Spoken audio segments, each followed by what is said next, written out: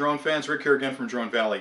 I'm here today to do a clip on something that's got me very frustrated lately, and it's probably the most opinionated you're going to hear me to date. It's a very controversial conversation, but I feel like I should start the conversation. Hopefully you guys will comment below, and I'll do some follow-up videos as things become more clear as this Part 107 hits on August 29th. But what I wanted to talk about today primarily is sort of the conflict between the federal regulations of where I can fly my drone and a lot of these bans that are popping up locally, either in a park or on a beach or in a municipality. It's even to the point where certain states now are enacting drone laws that I think supersede what the FAA are doing. And it seems to me they're violating the authority of the FAA by regulating it more strictly in most cases than what the FAA permits. And really I'm frustrated for a lot of different reasons, but fundamentally it's that I'm a rule follower, so I want one set of clear rules that I can follow. So if it's the national rules, great. I've read those, I understand those, I know exactly how I can participate in that environment, but I don't want to have a second set of rules for municipality that I've also got to read, because for me, I really enjoy this hobby. I get a lot of pleasure out of taking an afternoon and going out there and flying my drone with my son or my wife or my daughter and just having a lot of fun doing it. And I love planning those trips. And I find lately that I've got to spend a lot of time, even more time than planning the trip, researching local drone laws. So if the state's got a law, I've got to look for that. The park I'm going to, does that have a law? I don't know. Let me check. Oh, there's a law there. There isn't a law there. It's not clear. It's just a lot of confusion. And I always find myself, when I'm flying anymore, looking over my shoulder, waiting for some park ranger to show up and grab my drone out of my hands. And some of the penalties for these municipal laws are pretty stiff. They're 30 days in jail, confiscation of the drone, $10,000 fines. So I don't think I should have to go through this kind of hassle just to enjoy my hobby. And you're probably agreeing with me there. Now, let me play devil's advocate, because I do understand sort of the argument on both sides of this. If I were a mayor of a town, there's probably two things that would scare me. The first would be endangering the public, right? I'm the mayor, I want to protect the public. So if I've got an idiot flying a drone over a crowded beach that loses control of the drone and hits somebody, they're going to get hurt. I don't want that. As a mayor, I've got to protect my public. Now, I could argue that the FAA doesn't allow them to do that. The FAA says you can't fly over crowds of people, you can't fly low over or near anybody, you can't film anybody close and that kind of stuff. But, you know, again, as a mayor, I've got to protect my people. So if I ban drones, I can't have that kind of thing happen. I think the second thing the mayor's worried about, or a lot of these municipalities or states are worrying about, is the privacy issue of a drone hovering over an area, invading somebody's privacy to sort of, you know, for whatever reason, they're filming somebody. Okay, so that kind of concerns me too, because I mean, I have a backyard and I spend a lot of time in my backyard, and honestly, if a drone was hovering 50 feet over my backyard for 10 minutes, yeah, I'd be upset about that. I'd want to know what it's doing up there and why it's over my backyard. You know, so those two things are, I think, legitimate concerns, but I think they're overreaching when they pass these bans, because it's an easy thing to do. Just say, drones are banned. We find a drone, we're going to find the guy that's flying it and take him off to jail. I think there are probably less draconian measures they could take to sort of justify, you know, protecting the public and keeping privacy issues at bay without going that far. Now, the other side of the coin is the FAA. Now, the FAA has got a very clear position on this. They're the authority, the federal authority that governs what's called the national airspace, the NAS. And they consider the national airspace an inch off the ground up to, you know, the lower atmosphere. So they control all that. And they decide who flies, when they fly, where they fly, what kind of certifications they need to fly. And that's really the regulating agency that should have authority there. But I'm finding that if I follow their rules, I can still get fined for flying on a beach that a local town has decided isn't something I should be doing. So I'm hoping that this 107, this Part 107, will clear up some of this stuff. I think it'll help for a couple of reasons. I think it'll help, number one, because it isn't just a licensure where you apply for a license and get it, and again, you can be an idiot and fly, right? If you're going to go and get your certification to be a UAV pilot, you've got to take the test, you've got to study for the test, you've got to show good practice and knowledge of a lot of the airman rules. So you spend some time to actually become certified as a pilot. So you're a commercial pilot at that point, and you've got some responsibility to follow those laws, or there's strict, you know, problems for you if you don't. So I think that'll help a little bit. I also think the FAA, once these rules become law, the August 29th date, are going to start sort of squashing a lot of these municipalities. I'm hoping that they send out some type of missive to these municipalities saying, look, we're the authority, you can't pass any laws that abridge these laws, just like you can't pass a law that abridges any other federal law that grants rights to the citizens, and you have to back off. At that point, I hope there's a compromise. And here's my thought on that. So if you study the history of this, and I've spent a lot of time researching this, this whole mess started with Wilbur and Orville Wright, back in 1903, they put the plane up at Kitty Hawk, and all of a sudden we've got an aircraft industry. Before that, there was no concern about who flew where because nobody was flying except the birds. So these two guys started this mess.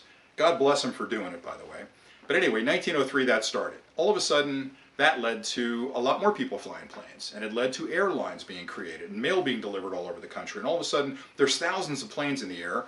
So the federal government said, look, we're going to have an accident if we're not careful.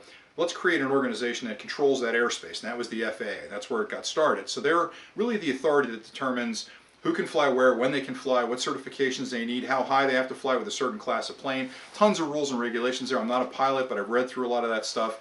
You guys that are pilots, God bless you, it's a complicated mess to sort that stuff out, but I'm sure you've done it because you've got your certifications.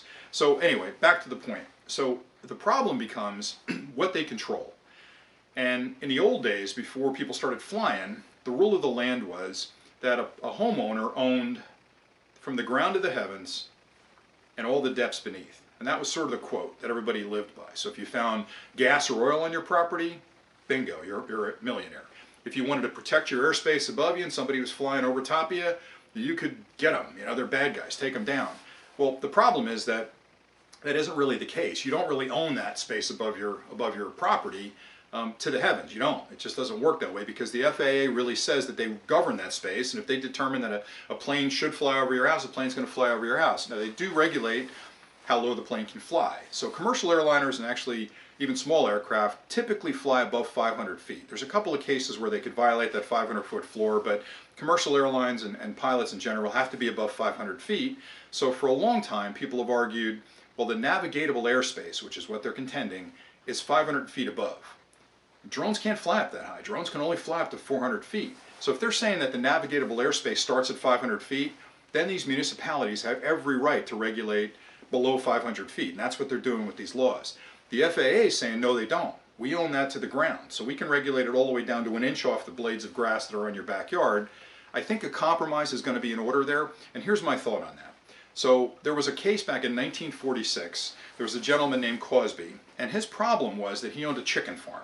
And he had a lot of chickens out there, and he had that chicken farm right next to a military base that was landing planes. They were taking off, they were landing all day, hours of the day and night, and they would come in very low for those landings and takeoffs, which drove his chickens nuts. And those chickens were, they were nervous, and they were flying into walls, and they were dying, and this guy was upset. And I can certainly empathize with him that I've got a business, I'm trying to run it, my chickens are going crazy, I'm going to sue this federal government for this airspace protection. So he took him to court and said, I understand that I own the airspace above my house.